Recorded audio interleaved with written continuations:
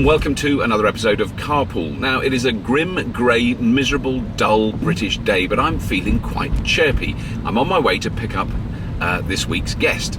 She is an incredibly bright, very well-informed tech journalist and academic and much-travelled writer and broadcaster. She did an amazing series on the BBC last year about the history of the internet, and she runs a wonderful podcast called Guardian Tech Weekly. She's just really rather special. Please welcome into the passenger seat, Aleks Krotoski.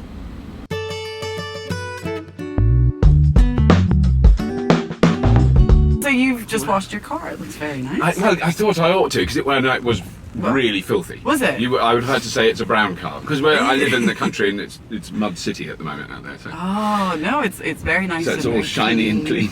Are we? Oh yes, so we need to know where we're Hilling? going. That's right. I've got the postcode. Well, I mean, because I know where I know roughly. I'm Portobello Roadish. I think so. I don't know. Is it Electric Cinema?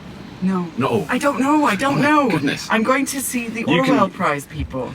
Ooh. I know. I'm very excited. I'm going to go this way because Euston Road's boring. It is. I think we should adventure. We've got a bit of time. Yes, we're not in a mad screaming rush, are we? And it's a green light, so that means you can continue. Please relax. I'm in complete control of whatever this thing is I'm holding. Out! I want to get out of this car. Whatever this thing is. Right, so the information is 5 to 7 Vernon Yard W11 2DX. Right. Okay. Well, I know where W11 is. Do you? Yes. Good, that's better than me, because I'm just like, whatever. Just I'll find point me in the direction. I might stop in a convenient point and shove it in the old sat nav, and then I don't have to think about it. Yeah. But I roughly know. Do you? Yeah. Okay, well that's good. Yeah. Although I used to live around this area. This was my old, many years ago when I was a young thing. I've just moved here. Oh, have you actually moved to Islington area? Well, I have. Wow. I'm really excited. When I lived in London before, I've lived in the UK for 16 years, and Right. I've lived in London for a year and a half, and that was about 10 years ago. But where else have you lived then? I see, outside London. Yeah. Oh, I see. No, I was in Glasgow. I was in right. Leamington Spa. Lovely Leamington. Beautiful, a Royal Leamington Yeah. Spa. I was in Guildford, which I hated. Actually, Guildford hated me. Right. That's my argument. I kept getting robbed. Really? I lived there for a year and a half. My house was broken into twice. My car was smashed in. Wow. My bike was nicked. Wow. I've lived in Glasgow. I've lived in Brighton. I've lived in LA, DC, New Orleans, murder Never had that capitals of the world. Guildford. Guildford is well rough. Well, clearly. Well, had I known that. And and Brighton. Right. And now back to lovely London and Right. smack in the centre, so I can actually feel like I'm here. Right. It's very cool. But you've lived here 16 years, but I mean, because I'm always intrigued by people's backgrounds. I mean, you were born, raised American, totally. No, I'm a nomad. How are you? My family's Polish. I was born in Malaysia. Oh, I was on the road for the. Well, it probably isn't, but I mean, it sounds terribly glamorous. It feels kind of normal actually. It's only when people go, really? And it's usually in taxis, people go, oh, you're an American accent, where are you from? Oh, it's difficult. Well, where were you born? Malaysia. And they go, oh, can you just make it easier? I have had people in the past just say, pick one. Yeah. Let's just pick one. Just narrow it down. And it's difficult. But were you raised in America though? Well, I was brought up, I was raised in New Orleans and then Southern California and then DC and then Ohio. Wow. So I just, But is that what do your parents do? I mean, are they military or well, I suppose, diplomatic kind of. My dad's in the public health service. He's a parasitologist, which it's just great to drop at parties, especially over dinner, because then you can really start to pick apart. But that's not very military. Well, public health service, Public health service is under the Army in the U.S. I know, it's very confusing. Sort of, it's uniformed corps, so he looks, he's got a uniform. He has a uniform. Wow. As white as this car, actually. Yeah, it's kind of cool, actually. It's kind of officer and a gentleman style, right? Which is making me a little bit uncomfortable talking about, because it's my dad. Yeah. Can we move on? I don't know. I think a lot of women have interesting issues around their fathers, which I think are very charming. We're not going there, right? We're not going there. I'm the psychologist, right? We're not going there. So Dad is at the time when I was born, it was all about malaria. That was his thing. He was trying to figure out, he was setting up a clinic. He was setting up the kind of malaria tropical health system in the US. Right. And so he said, well, I've got this chance. Can I go around the world, please? Thank you. And they said, yeah, okay. And my mom went, I'll come. I'm pregnant. Does that matter? And they went, come on. Wow. So my mother, with, incredible, extraordinary adventurousness, went on the road with my dad. Oh, amazing. And then since then, it's sort of both of them are extremely type A personalities. Right. And is your mum an academic as well? Is that Yes. she's a Yes, she is. She's a geneticist, and there's a lot of ologies in my family. Yeah. About lots and lots of interesting psychologists talking about how genetics are often used as an excuse. And they were saying it's got to be a balance of social and environmental and political environment and because it's a sort of Daily Mail excuse. They commit crimes because of their genes. Because of their genes. But then on the other hand, well, then they also say they commit crimes because of their social status. So yes. Well, yes. You've got this conflict even in the mainstream media. It is, and it's very conflicting. But then you're quite a good example of someone whose genetic inheritance has sort of played through. Because if you were now dinner lady in a school in Milwaukee. Oh, in Milwaukee. And you couldn't read. It's sort of Laverne and Shirley style, isn't it? And you couldn't, and you were chronically dyslexic, couldn't read or write. Then I would have broken the stereotype of the parents. No, honestly, it's like the pressure. I'm an only child as well. So was there pressure from them as well? No, not at all. It was completely and utterly me. I put so much pressure on myself, which is why, unfortunately, I also have a type A personality and can't stop moving. No, you've got to explain to me, because I'm definitely a type F personality. What the hell is a type A person? Does that mean like an alpha male if it's like a boy? That, yeah. Can you be an alpha female? Is there? Yeah. Oh, sorry. Oh yeah. Juicy. Got an alpha female in the car, folks. It's scary. Yeah, it is actually. I had no idea that I was an alpha female. No, I'm more. I like to think of myself as an observer. I'm a social psychologist, so basically, you watch people do weird shit. I get off watching people watching at parties. Yes. It's great. Oh, I mean, I'm the same. Yeah. I love it. Yeah. But see, I have an excuse. Yes. Well, you also probably know, because I'm looking at it and going, oh, weird, and that's about as as deep as my analysis goes. Pretty much where I'm at as well. Except I do it on the internet, right? Right. So I put on my internet goggles and I go into the virtual space and go, no way. Right. But I think the thing that I've experienced low levels of jealousy of your generation. Okay. In the fact that I'm the Steve Jobs. Bill Gates generation. Okay. That's my age group, okay. and I'm justifiably jealous of them, because when I was making handmade shoes and leather bags in the 70s and living in a commune and building wind turbines, they were looking at little screens. They're going, "Oh wow, that is awesome!"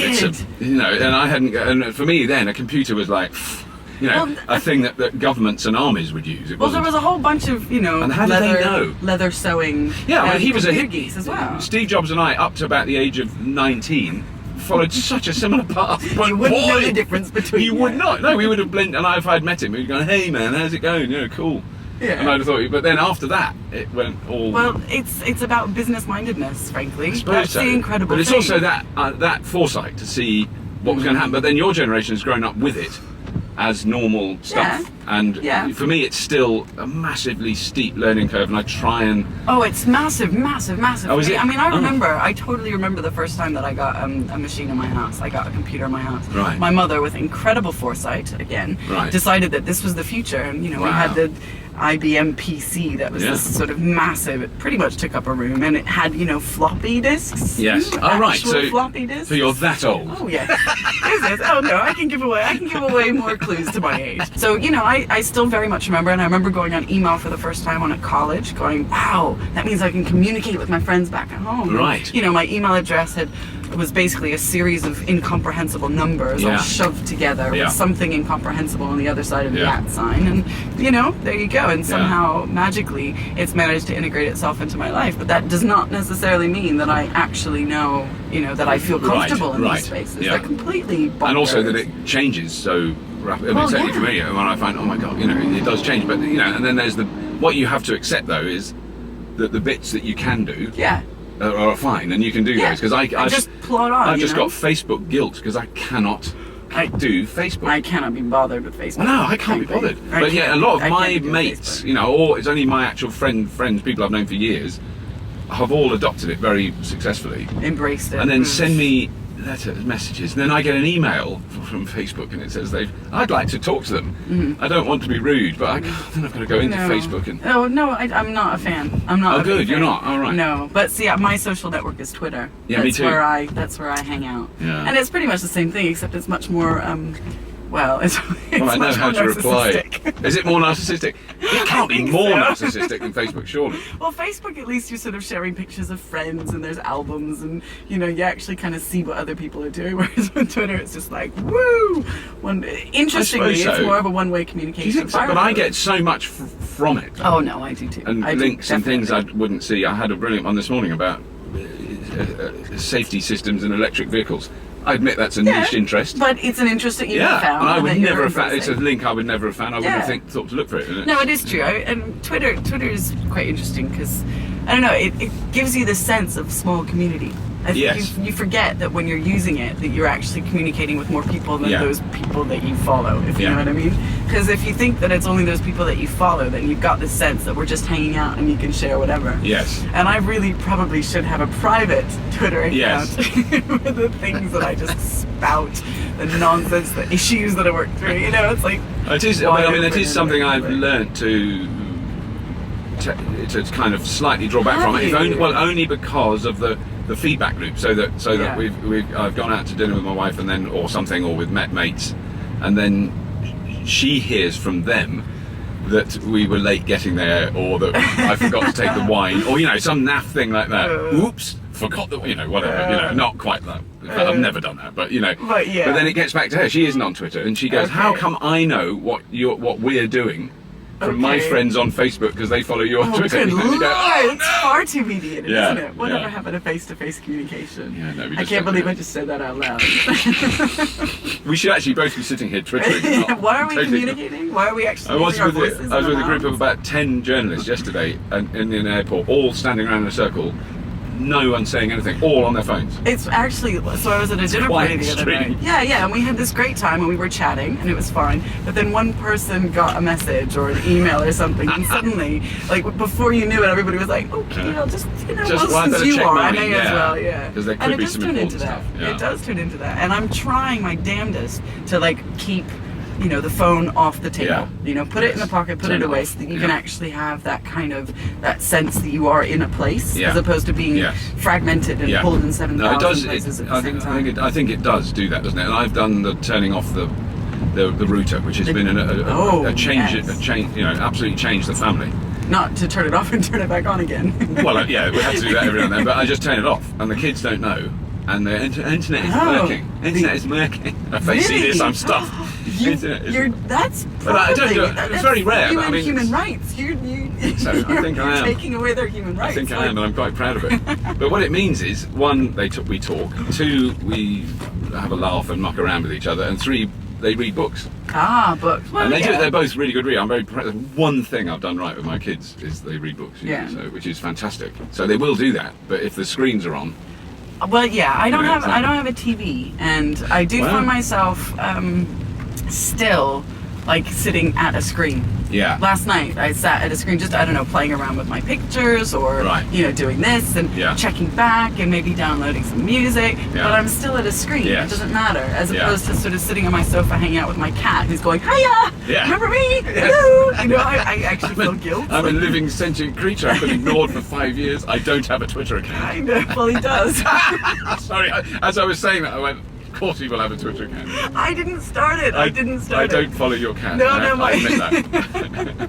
Spartacus. At Spartacus. There we go. There we go. Spartacus is awesome. Spartacus's account started when I was away filming for the Virtual Revolution, and I didn't realize it. It was my ex, and he set up the cat's account, I guess, to just play with this idea of being my cat, really oddly. And my director and I were looking through all of my people. We were trying to do an experiment on me and with my followers. And I'm kind of scrolling through my followers, I'm like, that's my cat. My cat. Your cat is following you. My cat was following me. What? That's really odd. So then I started looking at it, and it was cracking me up. And so.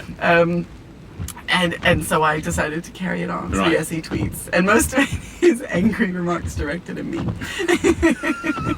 Why doesn't she love me? I Yeah. like that one who fed me last week more than her.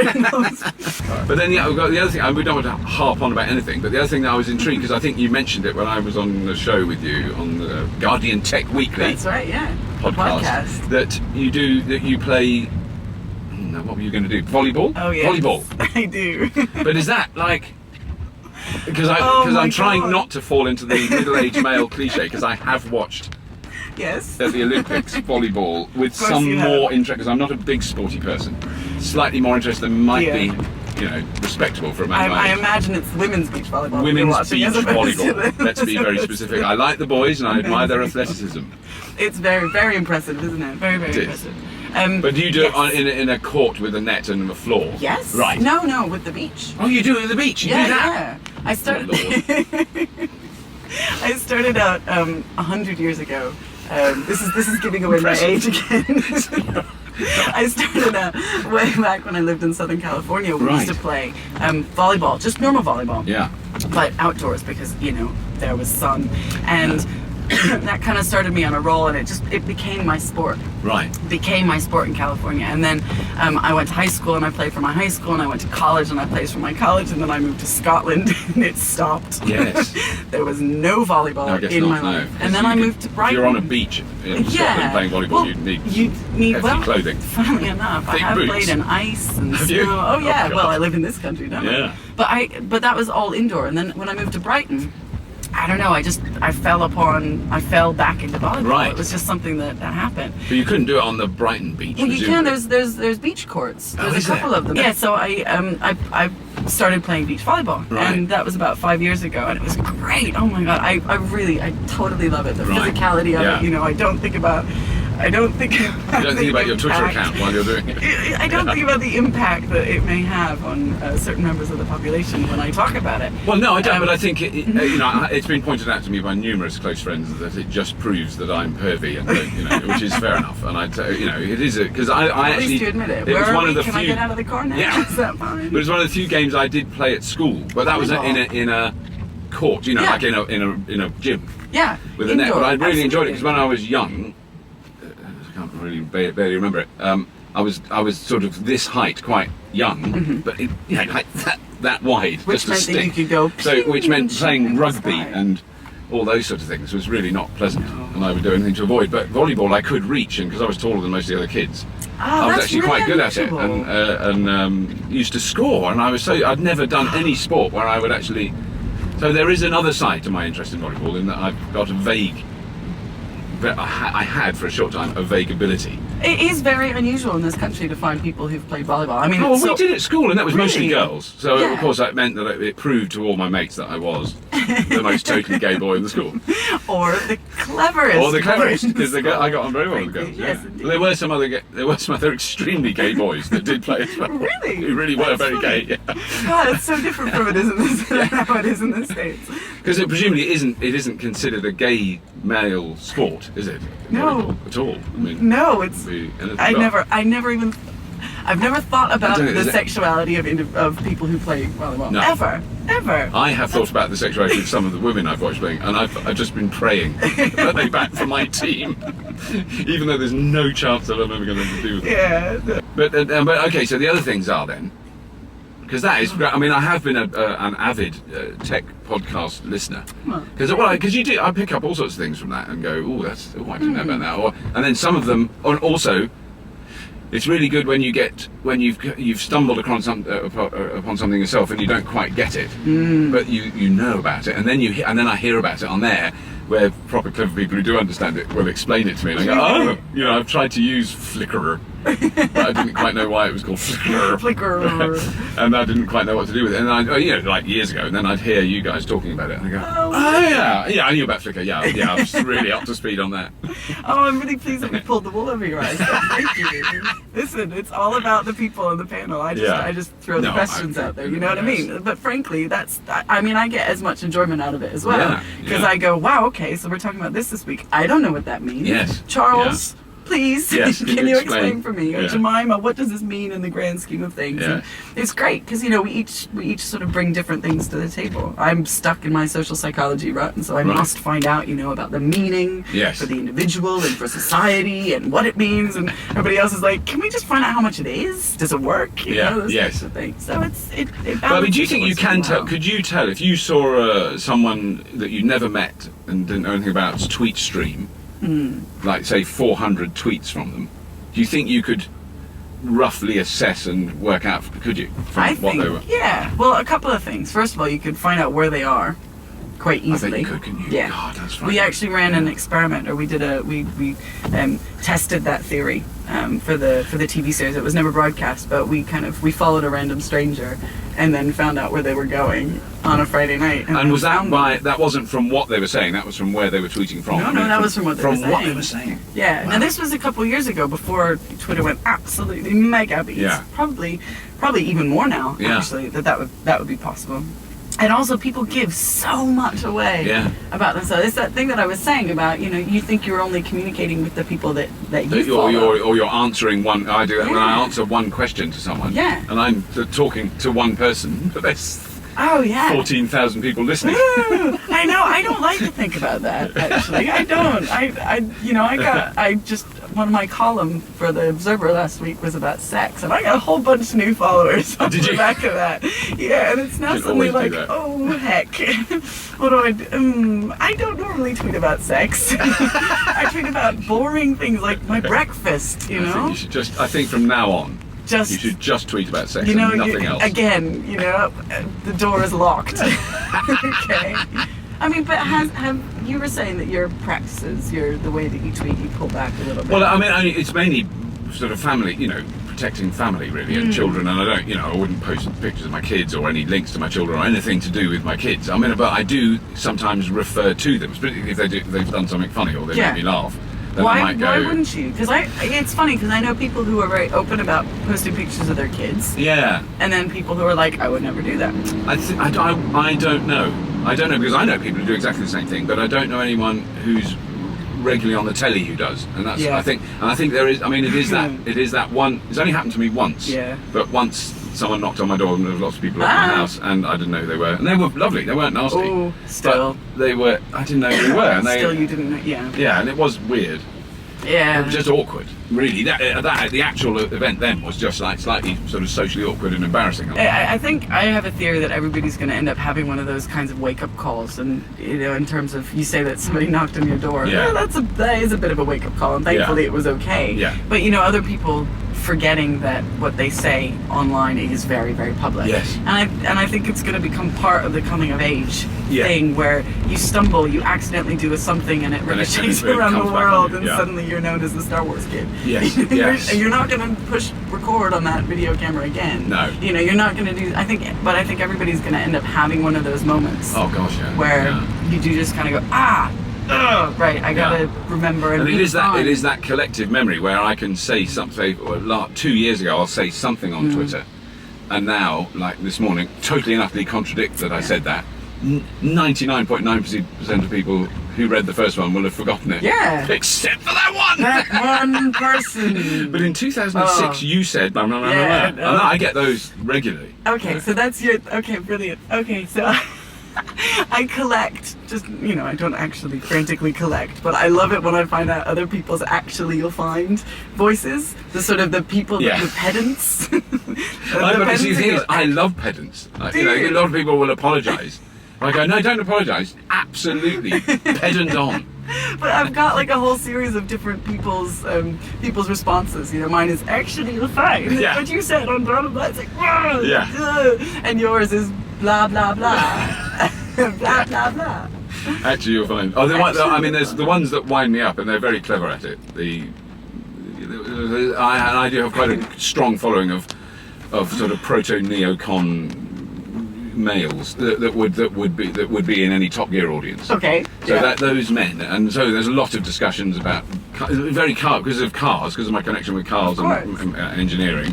So there's a lot of that, and they will start out, and they can get it in a tweet, massively patronising. So all they've typed is Bobby, but they're going Bobby. Bobby. You know, not so it's not like nasty or aggressive. It's like, you silly little man. Well, how do you do that in pixels? Yeah, how can you do that in those letters? So yes, never underestimate the power. Yeah. Of So my most common one's "Oh dear, Bobby." That's the most common one I get, which is really because I've said this technology is better than that. You should totally like collect them in some way and do some kind of giant project with them. Seriously, I mean, what could you do with that? You could print them all out. You could take hipstomatic photos of them and like print them out and have like a giant quilt installation. Of, and then just sit in a gallery and then sit on a low stool completely naked back there. Like, humiliated, revealed and humiliated.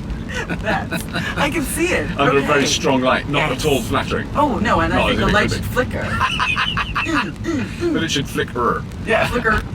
Definitely. Is there a cafe in your Well, I'm just wondering, there might, because you're too early at the moment, aren't you? I am. Sorry. I'll just knock on the door. It's absolutely fine. I could do with a sandwich. Oh, let's do that. Can we do that? Yeah, I think so. With no cameras. Yeah, so we can just chat. But then, let's not talk to each other, let's just Twitter each other. Back and forth. Yes, thank you very much. Could you pass Bobby. the sugar? Bitch! Oh, I love this passive aggressiveness. It's great. Could you please pass the I'm sugar? feeling it. I'm feeling it. Tell me about your mother, right? Oh, that's fine. I just want to say that there are times Resident permanent. No, but isn't that? Oh, that one. that's There, right. go there. Go Yeah, there. you see another Prius driver ram them because they'll get in there. Yes. They're so aggressive. Are they really? They have a wet liberal exterior, but inside That's it, is a liberal seething fascist. fury, Get mainly out to of do with the issues with their mother. I'm learning all kinds of things today. What you don't know is that I'm actually recording this as well for a later date. Podcast Central. But that was wonderful because we ought to finish, otherwise we'll just go on. You don't have to finish. But, yeah, and we are near now. What have you We're near. recorded? Oh, we're So close. we're there and you're there. So it's just. That's Portobello Road, I think. Yeah, so it's just off Portobello Road. That's what I thought. So it's just so we can go down and find a cafe down there. Oh, good. I'm hungry. And then that's it. So thank you. Thank you. Thank you very much. That was awesome. Thank you for delivering me to. No, to very, very near your destination.